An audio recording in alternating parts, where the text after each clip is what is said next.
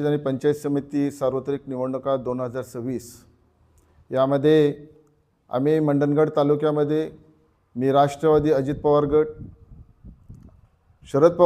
शरदचंद्रजी पवार गट, उबाटा गट आणि मनसे अशा या महत्त्वाच्या 4 प्रमुख पक्षाबरोबर आमची आघाडी असून मी बाणकोट पंचायत समिती गण क्रमांक 3 आणि जिल्हा परिषदेकरिता प्रकाश शेठ शिगवण बाणकोट गट क्रमांक 2 मधून आम्ही उमेदवार आहोत। या भागामध्ये आज गेल्या 15-20 दिवसापासून प्रचाराची रणधुमाळी सुरू आहे आणि जवळजवळ हा अंतिम टप्प्याच्या मध्ये आपण आता पोहोचलेलो आहोत। 7 तारखेला त्याचं मतदान होणार आहे। प्रचारामध्ये आम्ही गेल्यानंतर जनतेमधून जी समस्या निर्माण झालेली आहे, जे आज आमच्या आंबा बागायतदारांचे प्रश्न आहेत, आमच्या मच्छीमारांचे, आमच्या पर्यटनाचे विषय आहेत, असे अनेक प्रश्न या भागामध्ये जनतेमधून उपस्थित केले गेले आणि त्यामध्ये जी वस्तुस्थिती आपण शासनापासून जे काही अपेक्षित होतं, जसं बागायतदारामध्ये जे इन्शुरन्स केलं जाते, ज्याचा विमा उतरवला जाते, त्याच्यामध्ये राज्याचा आणि केंद्राचा देखील सहभाग असते आणि त्या प्रमाणात गेल्या 2-3 वर्षापासून जे बागायतदारांना विमा मिळायला पाहिजे होता त्याचा पर्सेंटेज, त्याची टक्केवारी फार कमी झाली आणि येणारे रोगराई, या बागायतदारांची होणारे फवारणीवर अनेक प्रकारचे रोग येतात आहेत। आमच्या जवळच आज कोकण कृषी विद्यापीठ आहे। या विद्यापीठाचे तज्ज्ञ लोक या ठिकाणी यायला हवे। आमच्यासाठी या बागायतदारांच्या या मंडणगड तालुक्यामध्ये विशेष करून बाणकोट या भागामध्ये अनेक आमचे बागायतदार आहेत आणि या बागायतदार होणाऱ्या सातत्यांच्यावर रोगराई आणि त्यांचं होणारं आंब्याचं प्रचंड नुकसान, ह्या सगळ्या गोष्टीचा जर विचार केला ते आमच्या भागाचे प्रश्न याच्यामध्ये अधिवेशनामध्ये ते यायला हवे, ते तारांकित प्रश्नाच्या रूपात यायला पाहिजे आणि त्याची आज देखील त्या प्रमाणात दखल घेतली जाय नाही। आमचा बागायतदार, आमचा शेतकरी हवालदिल झालेला आहे। तशीच तीच परिस्थिती आज मच्छीमारामध्ये आहे। गेले अनेक वर्ष तुमच्या सगळ्यांना माहिती आहे की आमचा वाल्मिकी नगर असेल, आमचा शिपोले, बाणकोट या भागातील मच्छीमार आहेत, त्या भागामध्ये आज मच्छीमारीला स्कोप राहिलेला नाही। मच्छीमारीच्यावर अनेक संकट येतात आहेत।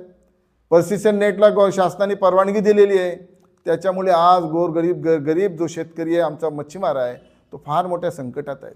आज गावातून लोक गाव सोडून जे मूल मच्छीमार आहेत ते स्वतःच्या बोटी विकून आज दुसऱ्या मुंबईसारख्या ठिकाणी जात आहेत। रोजगाराच्या समस्येसाठी आज बोटी विकून लोक धंदे बंद करून आपलं कुटुंब घेऊन दुसरे मुंबईमध्ये जाऊन आज व्यवसाय नोकरी करत आहेत। हा दुर्दैवाने या भागामधली जी परिस्थिती आहे मंडणगडमध्ये, गेल्या 30 वर्षामध्ये मी राजकारणामध्ये आहे आणि या 30 वर्षाच्या राजकारणामध्ये मी पाहिलं आहे की या भागामध्ये आमदार होते, खासदार राहिले, पण ह्या भागामध्ये जो विकास व्हायला पाहिजे होता, जे इंडस्ट्रीज यायला पाहिजे होत्या, बेरोजगार लोकांना जो काही काम मिळायला पाहिजे होता, तो दुर्दैवाने या ठिकाणी मिळू शकणार नाही। लोकांची समस्या या भागातल्या सुटू शकली नाही आणि म्हणून आता आम्ही ज्यावेळेला आम्ही या भागामध्ये निघाल्यानंतर आम्हाला प्रचारामध्ये अनेक महिला या ठिकाणी विशेष याच्यामध्ये आमच्या मिटिंग झाल्या। एवढ्या व्याथ्या महिलांच्या ऐकून अतिशय मन भारावून जाते की शेवटी आमच्या गावाला आम्हाला बेरोजगारांना काही मिळेल की नाही। आम्ही रायगड जिल्ह्यामध्ये पाहिल्यानंतर सिरवर्धन आहे, मसला आहे, जंजिरा मुरुड आहे, महाड MIDC आहे, रोहा MIDC आहे, तिथे सगळे इंडस्ट्रीज आहेत। मग आमच्या भागामध्ये जरी कुठली इंडस्ट्री यायची असेल, पर्यावरण विरहित, प्रदूषण विरहित जर एखादी जर कंपनी आमच्याकडे येत असतील तर त्याचं आम्ही त्यांची या ठिकाणी स्वागत करू। आमच्या लोकांना रोजगार मिळाले पाहिजे आणि ही समस्या अनेक दिवस ती भेडसावते। मी उमेदवार म्हणून या ठिकाणी मी निश्चितपणे या ठिकाणी एक आवाहन करेन की ज्या तटकरे साहेब या ठिकाणी आल्यानंतर जे प्रश्न त्यांनी रायगडमध्ये सोडवलेले आहेत त्याच पद्धतीचे प्रश्न निश्चितपणाने आम्ही सोडवू, याच इच्छेने आम्ही उमेदवाराच्या पुढे मतदारापर्यंत आम्ही पोचून त्यांना आमचं मत आम्हाला द्या आणि मताचं आम्ही तुमच्या मताचं परिवर्तन विकासामध्ये करू, अशा पद्धतीची आम्ही मागणी त्यांच्याकडे केलेली आहे आणि मला खात्री आहे की आज आम्ही 4-5 दिवसानंतर आज प्रचार बंद होणार आहे, परंतु लोकांच्या भावना ऐकल्यानंतर लोकांनी आम्हाला जो प्रतिसाद दिला आहे त्याने मला निश्चितपणाने मला असं वाटते की आता हे निवडून येणं अतिशय माझं सोपं झालेलं आहे। आम्हाला दोन्ही आम्ही कॅन्डिडेट निश्चितपणाने भरघोस मताने आम्ही निवडून येऊ, कारण आम्ही राजकारण करत असताना आम्ही कुठल्याही पद्धतीच्या लोकांना, कुठल्याही जनतेला, कुठल्याही आमच्या अपक्षाला सुद्धा किंवा आमच्या विरोधकाला कुठल्याही प्रकारचा त्रास होणार नाही, कोणाचाही जर प्रश्न असेल, या भागामध्ये कोणाची समस्या असेल, तर ती माझी वैयक्तिक समस्या समजून मी लोकांच्या प्रश्नासाठी धाव घेत असतो. आणि म्हणून आज रोजी मी ज्या ज्या भागामध्ये जातो आहे त्या भागातले लोक आपल्याला प्रचंड प्रतिसाद देत आहेत. आणि म्हणून आज ही जी निवडणूक जी आहे ती मला असं वाटते की या 7 तारखेच्या निवडणुकी मतदान करून 9 तारखेला निश्चितपणाने आम्ही घोषित हो, आम्ही विजय मिळवू अशी आम्हाला या ठिकाणी आम्हाला खात्री आहे. तसंच आमच्या भागातले अनेक जे काही तरुण लोक आहेत त्या तरुणांना देखील आम्ही त्यांना जाऊन भेटलो, त्यांची समस्या आम्ही जाणून घेतली, पर्यटनाचे विषय आम्ही घेतले. आज महाराष्ट्र पर्यटन विकास महामंडळामध्ये बाणकोट आणि वेळाचे 2 गावाचा समावेश आहे. आणि ह्या समावेश होत असताना सुद्धा आज ज्या पद्धतीने या मंडणगडमध्ये विकास व्हावी, पर्यटन यायला हवा, ते दुर्दैवाने येत नाही आहे. पर्यटक इथे थांबण्याची व्यवस्था नाही, इन्फ्रास्ट्रक्चर व्यवस्थित नाही आहेत, गाड्यांची रस्त्यांची व्यवस्था व्यवस्थित नाही आहे. आणि ह्या भागामध्ये बोटिंग सारखा एक चांगला स्कोप आहे. इतर खाड्याच्या तुलनेमध्ये बाणकोट खाडी आज पूर्णतः विकासापासून वंचित राहिली. आपण जयगड बंदर बघितलात, दाभोल बघितलात किंवा जीवना बंदर बघितलात, हे सगळे डेव्हलप झालेले बंदर आहेत. राजपूर ह्या मोठं दिघी खाडी मोठे पोर्ट झालेलं आहे.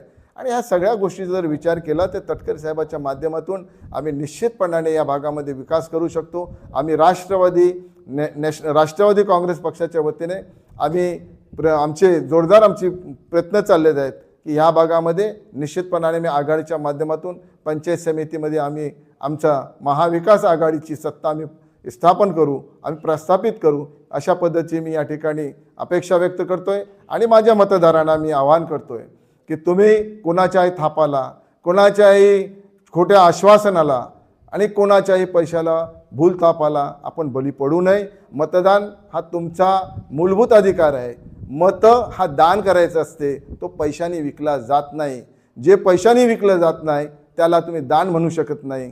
आणि म्हणून या भूमिकेतून मी माझ्या पंचायत समिती, जिल्हा परिषद तसंच माझ्या मंडणगड तालुक्यातील आमच्या आघाडीचे जे सगळे उमेदवार आहेत त्यांना तुम्ही भरघोस मताने निवडून देऊन एक निर्विवाद सत्ता या ठिकाणी तुम्ही स्थापन करण्याची आम्हाला संधी द्याल, अशा पद्धतीने आम्ही या ठिकाणी प्रचार करतोय.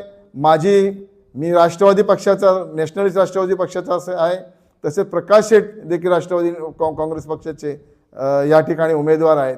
आमच्या दोघांचेही चिन्ह घड्याळ आहेत.